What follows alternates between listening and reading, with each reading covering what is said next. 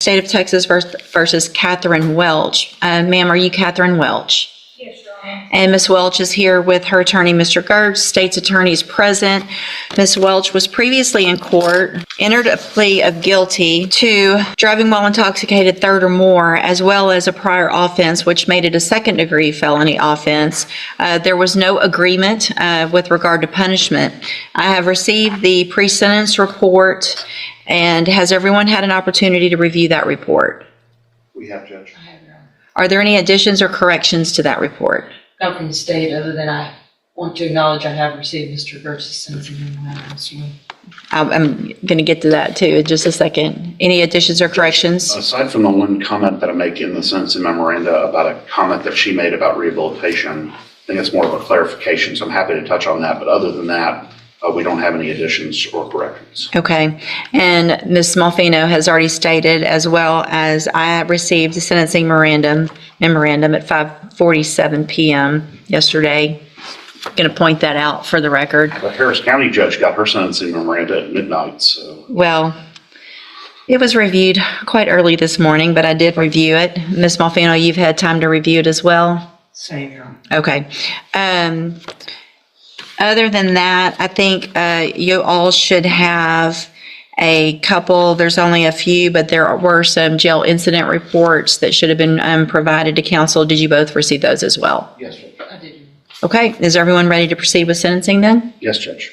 Yes. All right, Mr. Gertz, do you have witnesses? I'm not going to call any live witnesses unless the court requires it. When we have a person present from the Dream Center, if the court wants to inquire about that, I would essentially let her come up and talk if you want to have that conversation. But Okay. I think, our focus here is going to be on the topics that we talked about or write about in the sentencing memo. And, just sort of allowing, if the court decides to do what we're asking you to do, we are open and welcome to whatever the court requires of her Sure. to enter and successfully complete. We just wanted you to have that option on the table as well. That Okay. is an option that doesn't cost the court anything. Right. The state anything. And for the record, I'm aware of the Dream Center and their program and what they do. And so if I have any specific questions, if we get to something where I would need that, then I appreciate them being here and I'll ask those questions. Ms. Malfino, does the state have any witnesses? No, Your Honor. All right, then argument. Judge, I want to, I recognize this is a unique case and a unique ask that we're making here. This is not something small that we're asking for. I have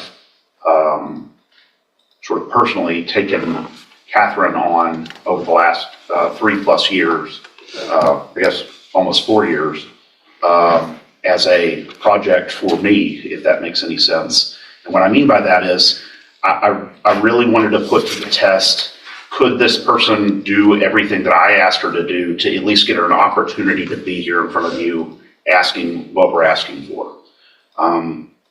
She exceeded my expectations by doing the 90-day inpatient rehabilitation. And while she was there, she started to explore with her counselors and her therapists there some of the underlying issues that went beyond just physical addiction, but actually had to do with her mental health and some of the things that she's experienced in her life. I'm not going to detail them on the record, but the court is aware of what those things are. Incredibly traumatic events that I think she had repressed and had never really addressed and explored. And so those counselors recommended not just aftercare, but a specific outpatient program to address some of the trauma issues that she's had. She went and checked into that program, stayed for basically a year, and again, did everything we asked her to do. When, I told her to go get her own drug patch, I told her to go get her own interlock device. She did all of that. Those records should be attached to the memo. She was successful, has been following the rules, doing everything we've asked her to do. Had been going to AA, had gotten a counselor, actually reached out and befriended the director of the Dream Center to try to figure out what she can do next to sort of commit herself to her sobriety and to fixing the mental health issues that I think stem from the challenges that she faced as a young person. She, sometimes it's easy to look at one side of the ledger, the rap sheet or the criminal history, and think that that defines this person. What I have been fortunate enough to do is to really dig down and get to understand her as a human, and see that all the progress she's made, all the effort she's made, and see what she's done well and all the problems that she's been addressing well. She's obviously very anxious about this day, but we've been looking forward to this day as well to be able to present that. And I want to go down on the bottom of page 2, address what I was talking about in the CSI. So that I'm not saying that this wasn't the words that came out of her mouth, but when she was asked by one of the examiners in the probation report, she felt she needed treatment. She said she didn't feel like she needed treatment. She wasn't opposed either. I want to clarify what we mean by that. And I say this here, but what she would say, I think, is she did 90 days of detox rehab related treatment, has continued aftercare, has continued mental health care. But in terms of going to a program that is specifically targeted at people who are currently using or currently intoxicated, I think she thought that wasn't the direction that would be ideal. She will do whatever you want her to do, but I wanted to explain what that comment means. And so, because a lot of times, as you know, Judge, private rehabilitation programs will just reject you if you've been clean for 3+ years, as she has. And so they just won't even accept you at all.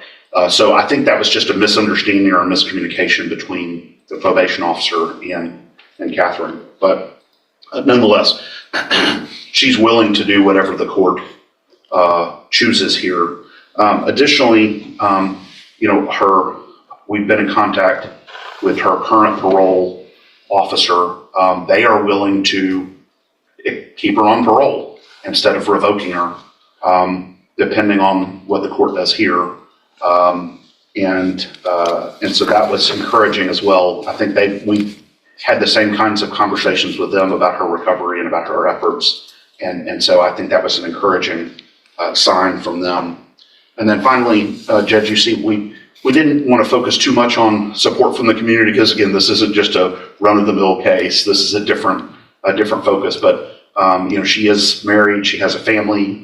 She recognizes the impact that all of this has had on her family and her relationships, the strain it has put on her husband, both financially and also emotionally. And she accepts responsibility for that and is asking the court to consider this extremely rare position that we're asking the court to take here. Obviously, if the court would like her to address the court, she is happy to do that, or I'm not sure how you can proceed on that. Okay, thank you. Ms. Malfino? Judge, I don't envy the position that the court is in this morning. I do take very seriously the comments of Mr. Burks. I take him at his word for that, and I hope that all of those things are true. It's difficult for me as a representative of Jefferson County and the state and the citizens that are on the roads every day to stand up and say I agree with probation, but I don't disagree with the things that Mr. Gertz has said and the information that is in his sentencing memo. To play the other side of the coin, does it suggest that she received the benefit of the doubt already by me waiving the habitual status that she could have been facing based on her number of priors? Does it seem in good conscience that I can say I ignore all of those priors? Absolutely not. But obviously, we have seen that her multiple trips to the penitentiary have resulted in no change of behavior.